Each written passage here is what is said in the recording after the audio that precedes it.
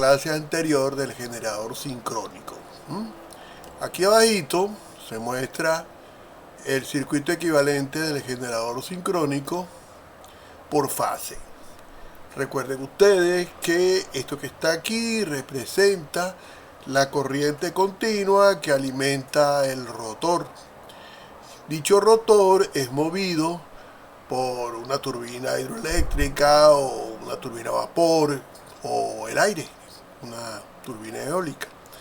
Y de este lado, este representa el estator, donde están tres bobinas o varios bobinados desfasados entre ellos 120 grados, donde se genera la tensión trifásica.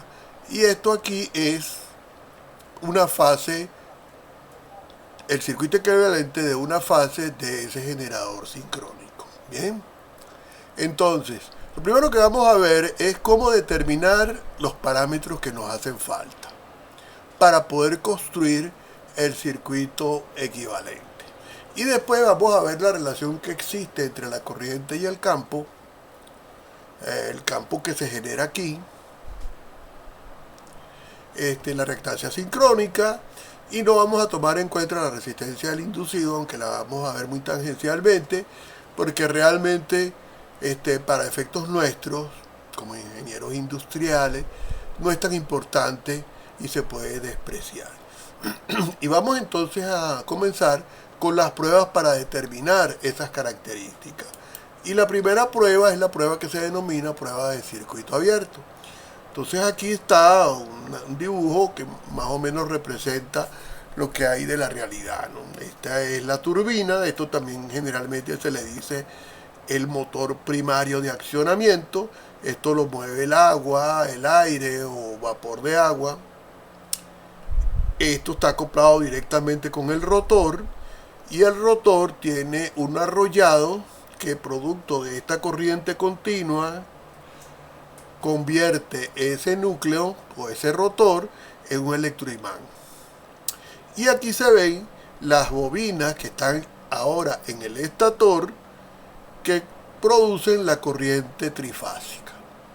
Bien, esta primera de circuito abierto es que aquí, que es donde van las cargas, que pueden estar en delta o en estrella, no conectamos nada.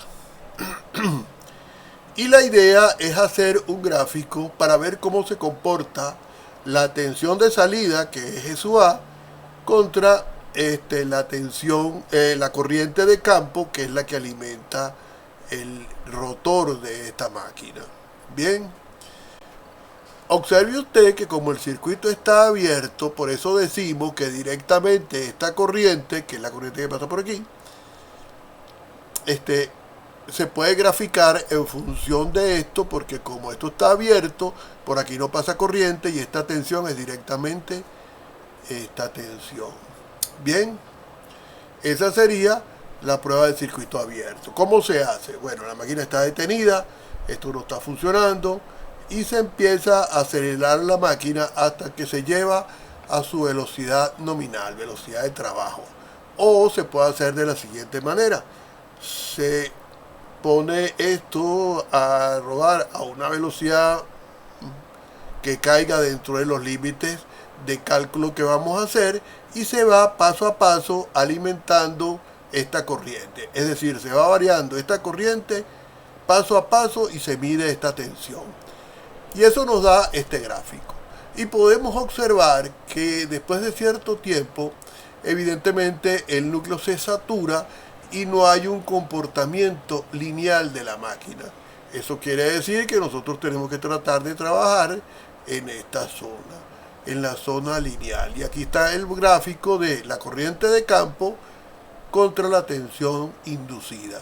Y ya tenemos la tensión en circuito abierto para una corriente determinada.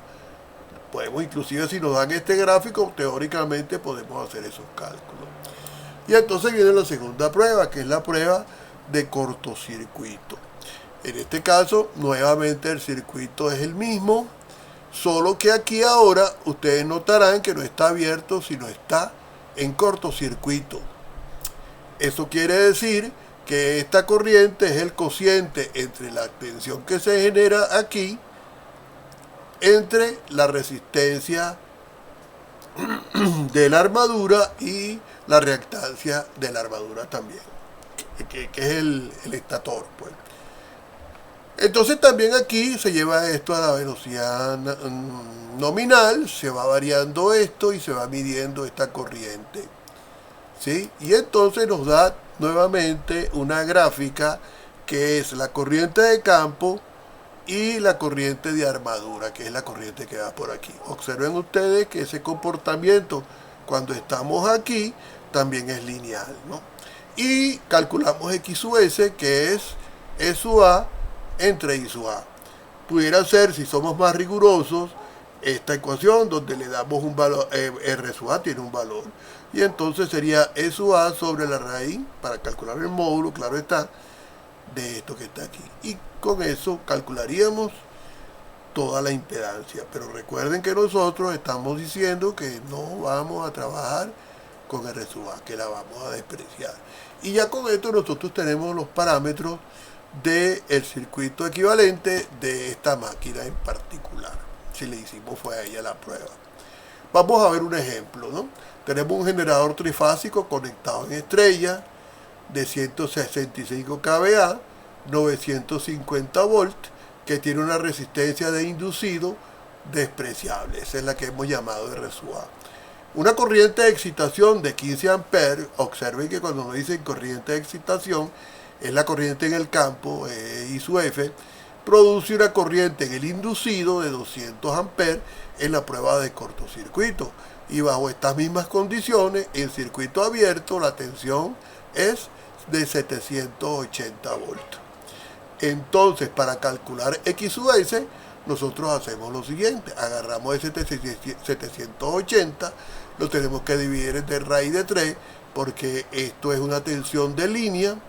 La llevamos a fase para poder aplicar esta ecuación.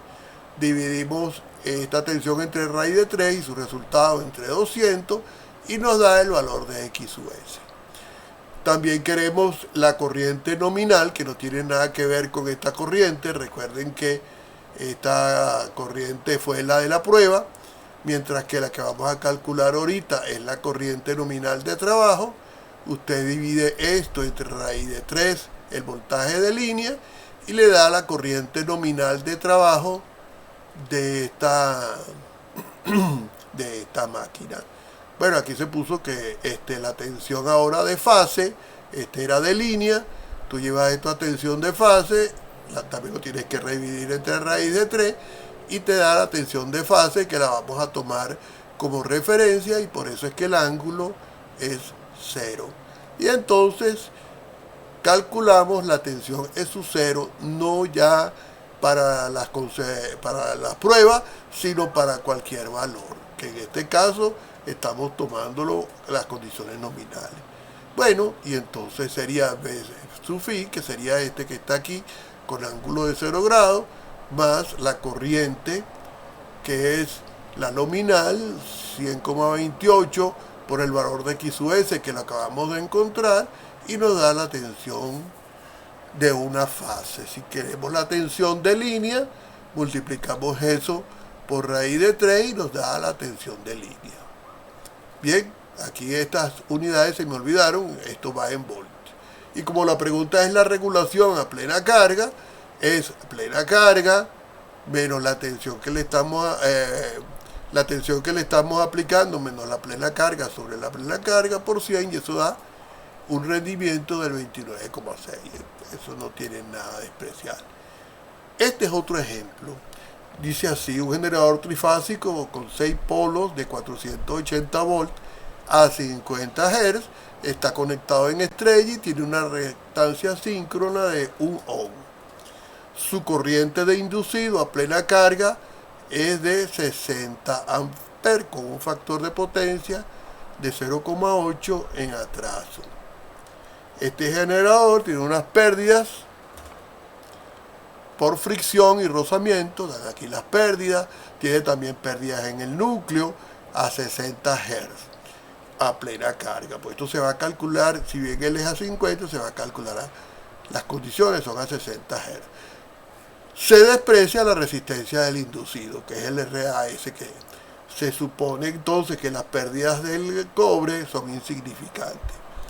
Y la corriente del campo está ajustada de manera que el voltaje en los terminales sea el voltaje terminal de 480 volts cuando está en vacío. Ahora, la primera pregunta es ¿cuál es la velocidad de rotación de ese generador? Vamos a ir respondiendo. Esa es la primera pregunta. Ustedes saben que la velocidad del motor es 120 por la frecuencia sobre el número de polos. En este caso, a eso